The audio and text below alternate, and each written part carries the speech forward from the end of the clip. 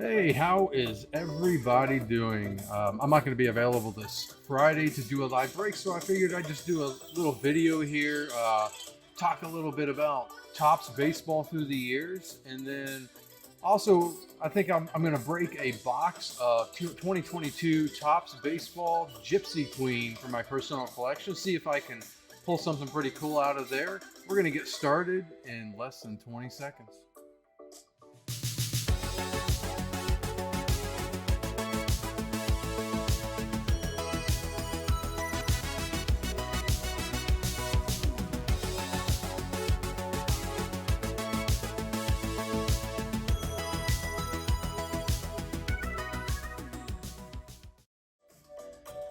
All right. Yeah, so like I said, we're going to bust open a box of 2022 Gypsy Queen, see if we can pull any nice hits there.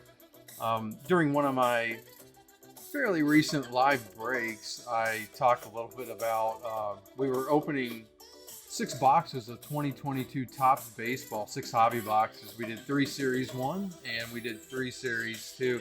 Then I talked a little bit about how I'm not a huge fan of the 2022 design. How I just thought it was kind of bland, a little too white, not much color to it. So I started thinking, and I decided to go back and kind of look at some of the Topps designs throughout the years. So what I did is I put together a little something here, and just want to go through, and we're going to start with 1984. So the reason I chose 1984 was that was actually kind of the year in my very young life as a child that I became aware of baseball cards. I didn't really start collecting then, but I started kind of following sports a little bit. And 1984 is the first year that I can actually kind of remember seeing baseball cards, like the hanger packs, the rack packs, stuff like that at the grocery stores. Don Mattingly's my favorite. He was my favorite player as a kid, anyhow, and so I threw up the Don Mattingly card there for 1984. 1984 is one of my favorite Topps designs still to date, and maybe there's a little bit of bias there, a little bit of nostalgia going on, but I always loved like how the team name was kind of down the side. It had 2 photos to it, like not the first and not the last card to have multiple photos of the player, but I thought they did a good job of the main action photo being on the card and then having a portrait of the player down in the left-hand corner. So I always liked the 1984 design. The next one that stood out to me was 1987. That is the year I actually started collecting baseball cards. In 1987, a buddy of mine gave me a box of most of them were actually 1986 cards, but the cards at the time that I could go to the store and buy once I got really interested in baseball cards were 1987. So I started, every time, I'd go with my mom to the grocery store. I'd try to convince her to grab let me buy a pack of baseball cards. The 1987 design is obviously one of the iconic designs in Topps history.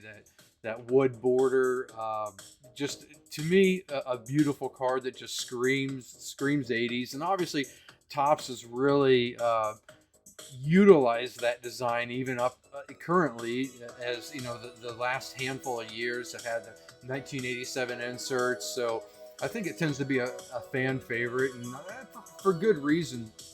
And I threw up that Bo Jackson Future Stars card because I think 1987 was the first year that used the Future Stars design, which had that green to red fade, just added some extra color to the card. I thought it was pretty cool looking. I've always really liked that Future Stars design, and Topps still to this day is kind of utilizing it with some of their products, that Future Stars design. So pretty cool year, 1987 for Topps baseball cards. 88, 89, I was definitely collecting then.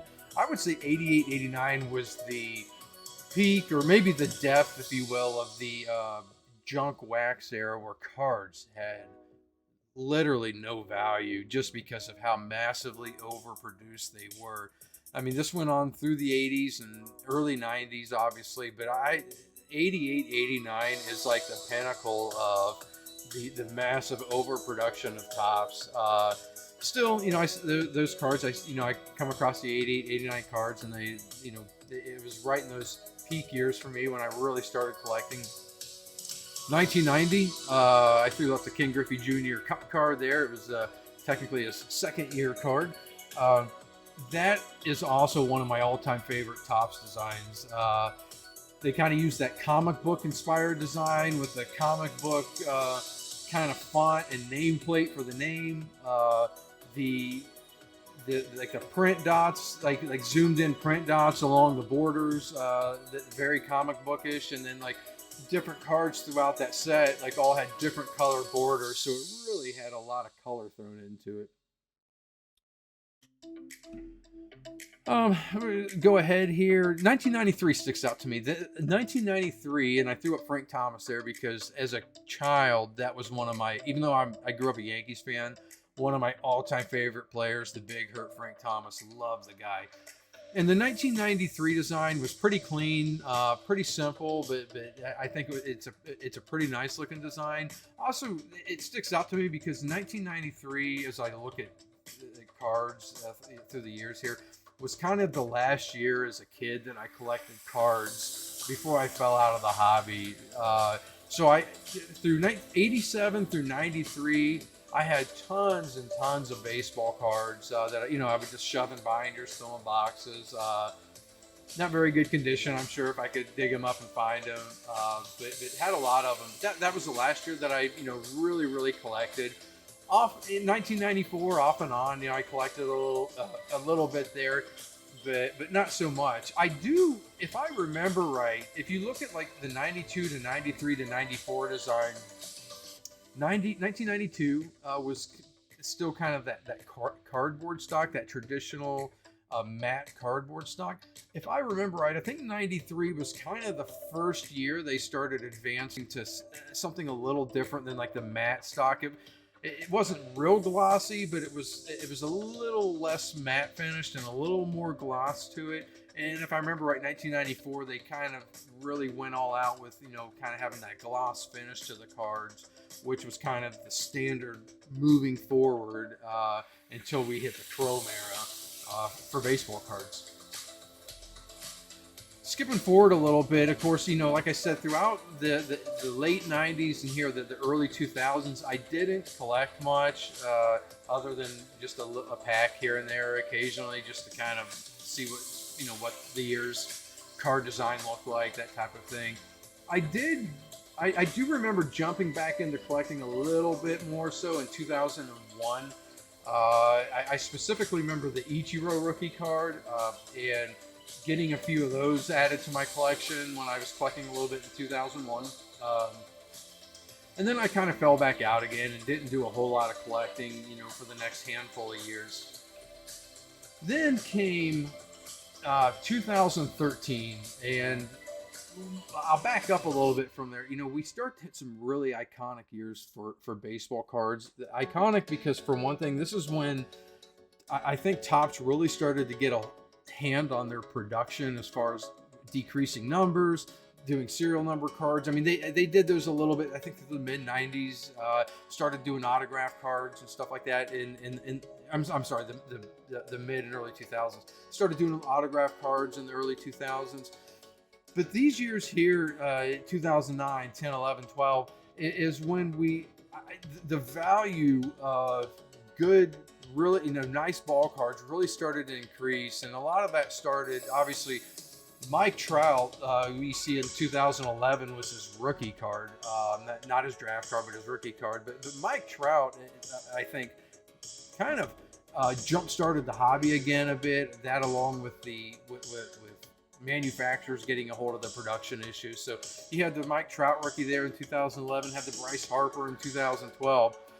2013, like I said, is when I, as an adult, jumped back in, kind of head over heels back into ball card collecting. So when I see the 2013 Topps design, that's the one that kind of sticks out to me. Like, that's when I really started buying packs, boxes of Topps baseball cards and other brands. I threw up Manny Machado there because when I started collecting again in 2013, Manny Machado was my go-to for the rookies. That was who I was kind of going after. That's who I was chasing after, were the Manny Machado rookies. So I have quite a few Manny Machado rookies from 2013. And the design, we were still dealing exclusively with, like Topps had always done, with cards with a border, right? You know, like you see like the white border on the 2013 and 2014, all the way around the card. The nameplate at the bottom is pretty simple. If you look closely at the 2013, you see like the little home plate with almost what's kind of like the third base line jutting up and the first base line kind of jutting to the right. And then you jump to 2014, and while we were still doing the border, they kind of added some curves and added a little bit more, I guess, personality to that border, I think. In 2015, they really went, for the first time in many years, with like a really colorful design for the border of the card. So I kind of, I like the 2015 card pretty well. Now, interestingly, what we see is starting in 2016. I threw up the Mike Trout card there.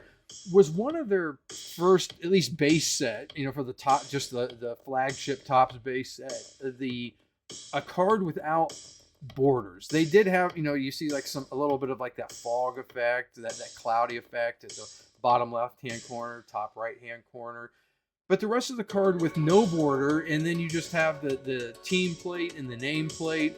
And that really, there's two things I really have always liked about the cards without borders. One, that they allow you to kind of put the pictures, the action pictures are usually a little bit larger because you're not dealing with the border, so the company has more space to put a slightly larger picture on there.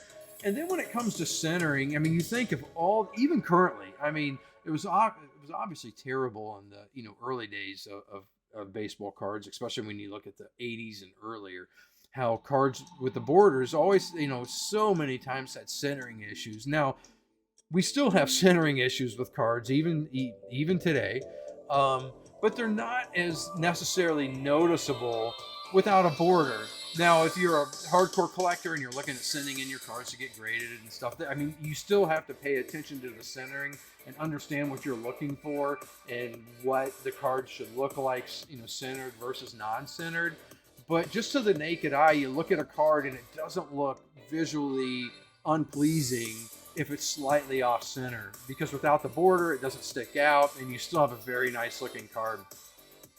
So they went without borders there for a few years, 2016, 2017, 2018. 2018, I think to date, at least in the past 10 or so years, is probably my personal favorite, Topps design for the Topps just basic flagship set. I love that it didn't have borders. You see the Shohei Ohtani rookie there. How it didn't have borders. It had, a really nice looking nameplate with the team logo. And then I like how at the right-hand side, how the, nameplate kind of fizzles out or kind of like pixelates out, like it's falling apart at the end. I just thought it was a really, really cool design. And then 2019 and 20, they went with a kind of half borderless card, so to speak. 2019, 2 out of the 4 sides had a border. In 2020, 1 side had a border. I still think that's a pretty, like you take the 2020 Bo Bichette, I thought that was a pretty nice design. It utilizes the border pretty well while still giving a lot of space for the action photo. And I like how they set it up so that part of it, like you see at the very bottom there, like Bo Bichette's leg goes behind the border, but the top where he has the ball in hand kind of overlaps the border. So it kind of makes the card pop a little bit. I do like that design. And then starting in last year and this year, they kind of went back to a border. Last year's card, 2021, a pretty plain white border. They do have a little bit of color there with the nameplate and the team logo. It looks okay, but just after going through a handful of years with these cards with no borders or with a partial border, I'm not a huge fan of this border. And then for whatever reason, this year, 2022, I threw up the Wander Franco rookie card. they've gone back to again a full border, but it just not much color. To me, it just seems very basic. So that's why, the other day when I was, opening up a bunch of 2022 tops, I kind of mentioned that, like, I just compared to some of the previous years, I thought that this year's design just, looked kind of bland. But what are you going to do? You get stuck with what they give you, and I mean, it's not going to stop me from collecting and trying to grab the cards, the players, or whatnot that I'm looking for. Just interesting to point out, the design differences there through the years with tops. I'd be curious to hear from some of you, like what your preferences are, the borders versus non-borders, like what your favorite design was, even if it was pre-1984, if it was earlier 80s or 70s or 60s or 50s or whatever the case may be, like what your favorite, design was for tops, through the years. So, if feel free to comment in the comments if that's something that kind of sticks out to you, if you have a favorite there. With that said, I think I mentioned it maybe during, a few breaks ago, how one of my favorite designs this year between the different sets was the Topps Gypsy Queen design. I've always been kind of a big fan of I've always liked the Gypsy Queen, the Allen and Ginter type designs. They kind of go to like a older style, but like a very unique design. And when I opened some retail Gypsy Queen a few weeks back and really liked how the design had that like manual ticker. I don't know what you call it. It's like that that steam era manual ticker clock type design for the nameplates, and a little like the machinery and stuff. I thought it was just very cool looking. So I decided to grab some boxes of Gypsy Queen, some hobby boxes. And I thought it'd be fun to kind of open one for my personal collection. I do the breaks often here where I, you can buy into the breaks on my eBay store, and I open cards for other people and ship them out. But once in a while, I like adding some cards to my personal collection. So I thought this would be a good chance to do that. So with that said, I'm going to go ahead and just kind of tear into a box of Topps 2022 Hobby Gypsy Queen and see what we can pull here. While I'm opening this, it's worth mentioning. My boys and I, we opened up a box not too long ago, a box of Series 1 2022 Topps Jumbo, the Jumbo Hobby box, and I did pull another one of those home run challenge cards where you can scratch it off and enter the code in and try to pick a day that you think that given player is going to hit a home run. And if he hits a home run, Topps is supposed to send you a special card for that player. So I pulled the Ronald Acuna. So I'm going to use it pretty soon here and see if Ronald Acuna can hit a home run for me on that day and give me a pretty sweet Ronald Acuna card. All right, so let's see what we got here. Like I said, I've opened Gypsy Queen this year, but I have not done any hobby Gypsy Queen.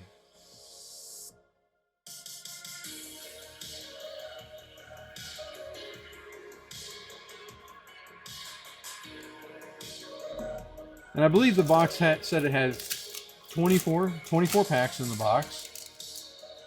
And if I remember right, I think it was coming in at maybe $180 a box. I could be a little bit off there, and I can't remember for sure. There's a Juan Soto.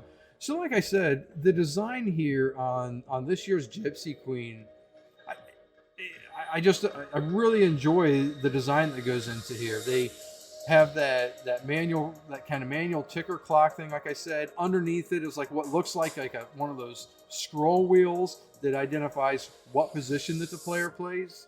And then I kind of like how the pictures, they edit the pictures a little bit to almost give them that like kind of painted effect. I just think it's a pretty nice looking card.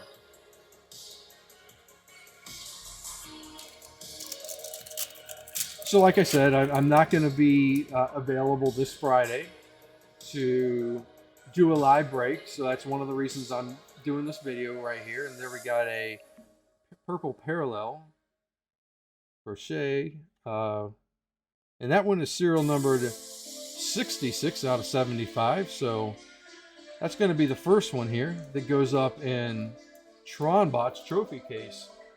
And the fun thing for me today is that I'll be keeping all of the trophies that I pull from my personal collection.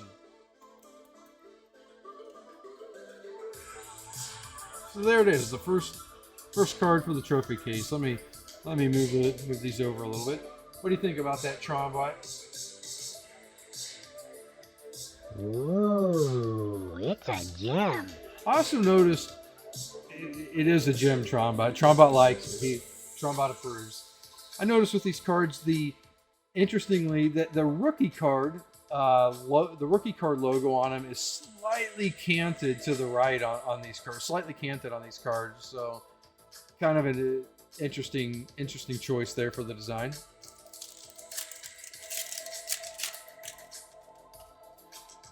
And then, like I said, won't be available this Friday for the live break, but I will be back to a live break the following Friday. So, stay tuned for that. I'm not going anywhere, so to speak.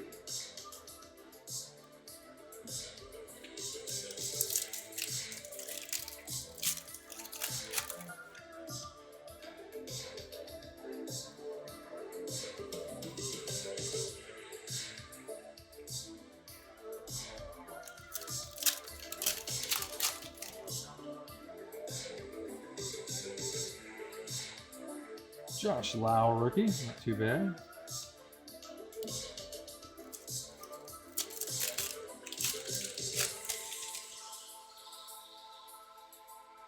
Oh, and it's worth mentioning that, where's Aaron Judge? That this box, Ken Griffey Jr., this box has 2 guaranteed autographs. I believe it's on-card autos. Yeah, two on-card autographs per box. So, if it was packaged properly, we should be hitting 2 autographs on card.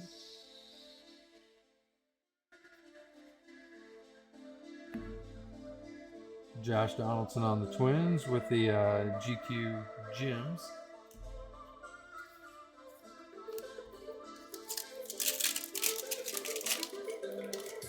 So when we were opening, my boys and I, when we were opening Shohei Ohtani, that box of Topps Jumbo Series 1, basically what happened that day was I had my boys, it was over a weekend, and I had my boys doing some chores around the house. And so I told them I would, pay them for doing their chores. We have a Campusano, 71 out of 75, purple parallel, another purple. I told them that I would pay them for their chores, cash if they wanted, or I would hook them up with 1 jumbo pack of the Topps Series 1. And those jumbo packs are, depending on the price of the box at any given time, are worth about $20 per pack of the jumbo pack. So each of my 3 boys chose the jumbo pack option, right? So I sat there with them as they opened up the jumbo packs, and one of my boys that were in this household, we're Yankees fans. As I mentioned before, I grew up with it. And there's our first autograph. I'll continue my story in a moment, but that's Alex Kirilloff auto. I don't believe that's serial numbered. So that's going to be the next card to go up in Tronbot's trophy case.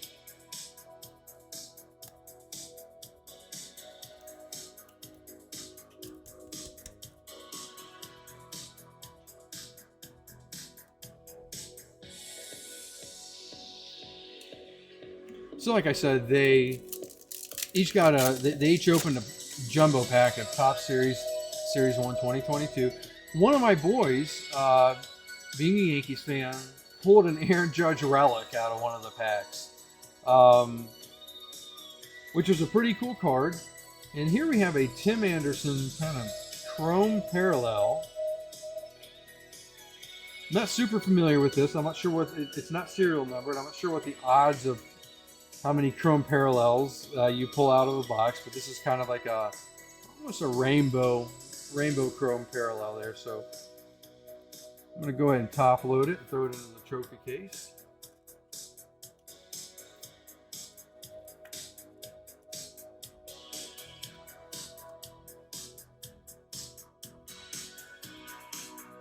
See what Tronbot thinks about that one.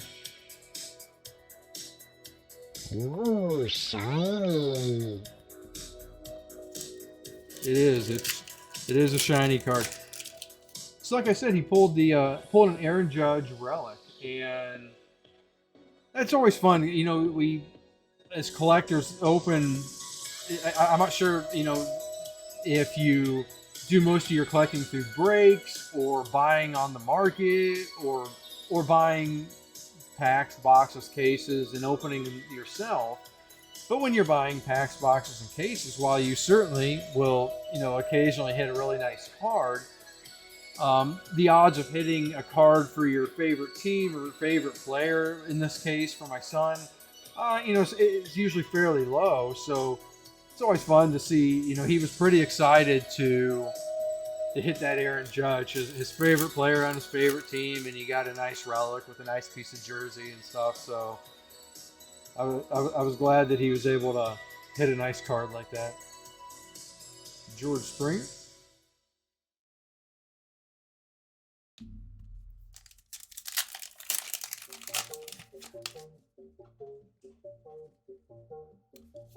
So we are due here at least one more autograph, and we'll see what other possible inserts or parallels or even serial number cards we might be able to pick here, or pull, I should say.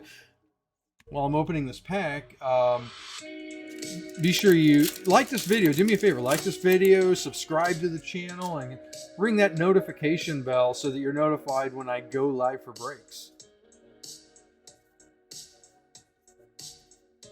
All right, so there's another one of these kind of rainbow chrome looking cards. This one's a Joey Votto, so they must not be terribly uncommon.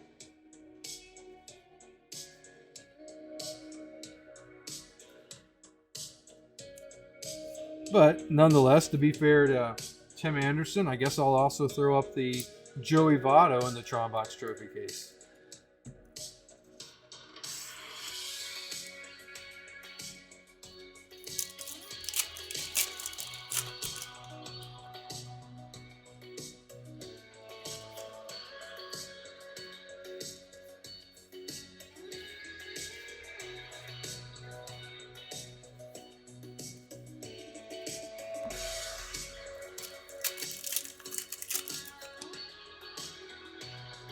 And the fact that, you know, most of us probably have our favorite team, favorite players, whatnot.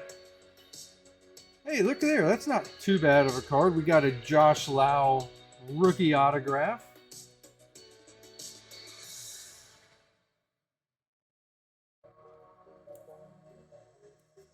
That's a decent hit there.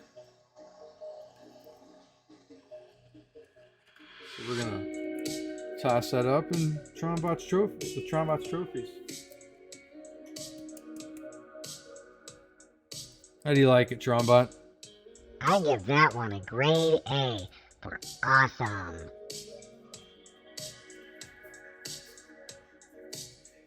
Like I was saying, you know, we all probably have our favorite teams, favorite players, and that's kind of one of the neat things about, you know, buying into breaks, and that's what got me into breaks in the first place was, you know, whatever, you know, for me, the Yankees or whatever players, whether it be rookie cards or their first moment cards or whatnot that I'm chasing after, you know, it gives you the availability or you're able to buy into a break and pay way less than what you would to actually buy those complete hobby boxes or whatever the boxes may be, and still collect the players that you're looking for.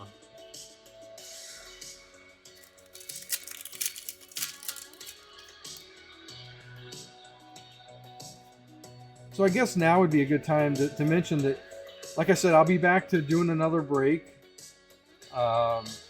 Not this Friday, but the following Friday, Friday the 9th, Friday this Friday the 9th, the new brake will be going live on eBay. So it'll be on eBay for a week, and then the following week, on I guess that would be Friday the 16th, is when I'll be doing the brake.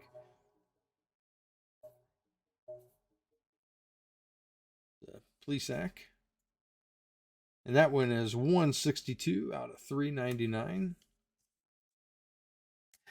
And what I'm going to be doing for that brake is I'm going to be doing a 4-box mixer brake, and we're going to be doing two boxes of Tops Inception, which is a pretty high-end Tops product. Going to be doing a hobby box, just like I'm opening tonight, a hobby box of Gypsy Queen, and then I'm also going to be doing a Bowman Mega box, so we can look at possibly pulling some of those high-end prospects, or prospect autos even. In fact, if you watch one of my earlier breaks, I was doing some Bowman, including a Mega box, and I hit a De La Cruz first Bowman auto, the Mega box, what's it called, the Mojo Refractor auto for De La Cruz. So it was a pretty sweet hit that I got to send out to the lucky individual that had his team. And there's yet another chrome card. So yeah, clearly, like I said, these aren't exactly hard to hit. But to keep things kind of even here, I'm going to throw the Schwarber up with the rest, just to be fair. I don't want Kyle Schwarber to feel excluded if I don't put his card up there. So there we go. We got 2 more packs left.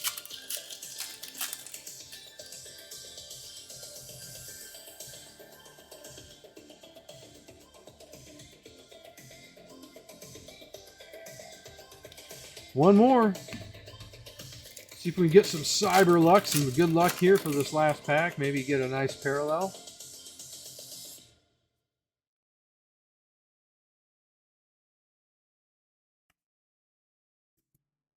And that's it for that box. So just to do a quick recap of what I pulled out of that single hobby box.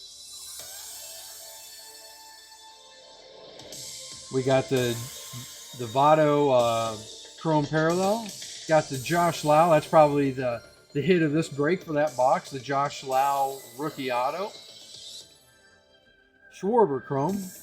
Tim Anderson Chrome. Got the Campusano serial number purple, 71 out of 75. Got the Crochet, 66 out of 75. And also the Kirilloff Auto. So not too bad. Fun break. So like I said, keep an eye out for the auctions that are going live on Friday, and then I'll be back to breaking live. We'll have a live break next Friday, and I look forward to seeing you next time here at Cyber Breaks. Until then, keep collecting.